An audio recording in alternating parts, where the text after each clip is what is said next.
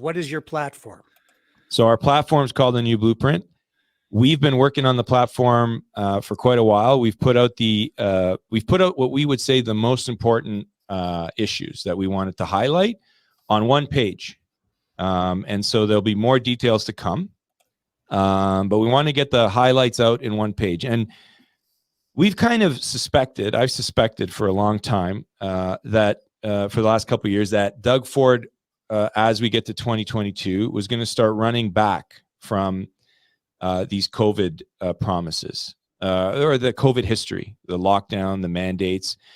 And so we also have a track record of comprehensively challenging the establishment, not just on one topic or one issue or one stream of what you would say, a narrative or policy issue. So we've put out the New Blueprint, and it's comprehensive. It's covering social policy, fiscal policy, and the issue with the establishment media, for example. So right off the bat, Belinda was the first and only current or former PC MPP to vote against Doug Ford's lockdown bill. So obviously, we're against the lockdowns and everything that's come with it. And we're going to repeal all the laws that Doug Ford's put in place under the guise of COVID in the last 2 years.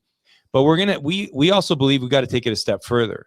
This idea that COVID vaccine passports are now optional now, so it's okay and up to a private individual or business or public facility to make that decision, that's not good enough.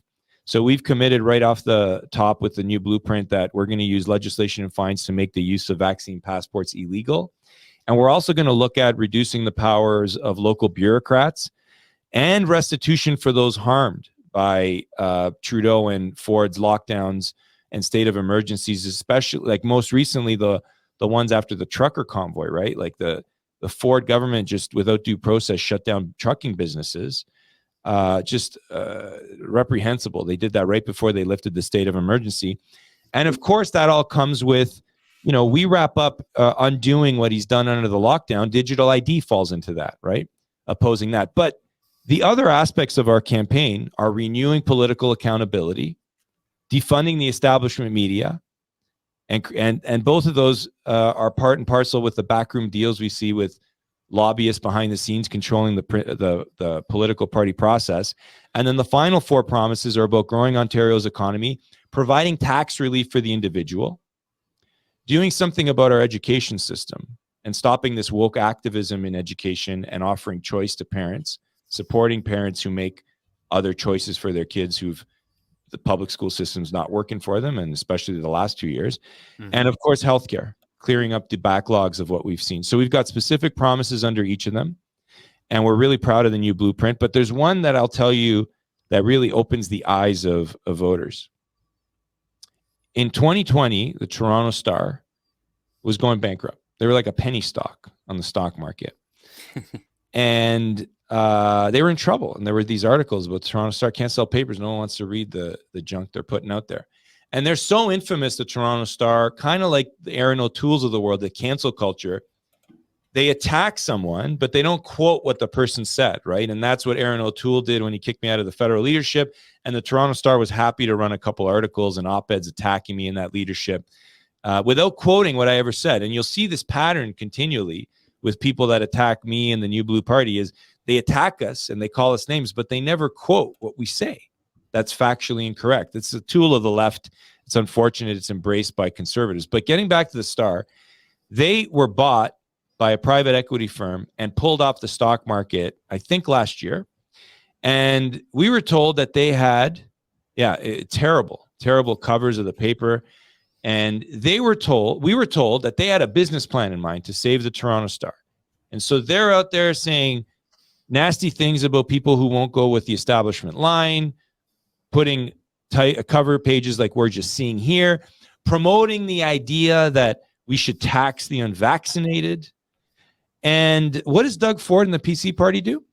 They go and they issue the first online gambling license in Ontario's history, because now online gambling is legal because of Justin Trudeau, and it's up to the provinces to issue the license. And they issue the first online gambling license to the Toronto Star. And the Toronto Star for months has been bragging about how it's going to save their business and it's going to fund their crap that they write in their paper, social justice, under the guise of social justice journalism.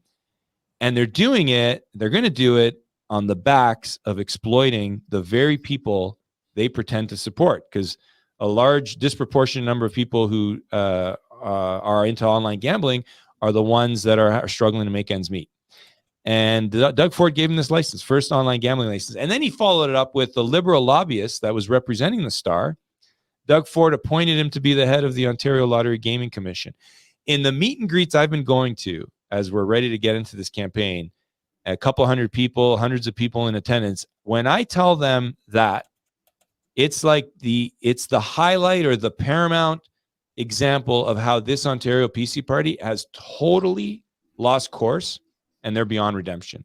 That is something that's not being pressured by anyone for this guy to save the Toronto Star.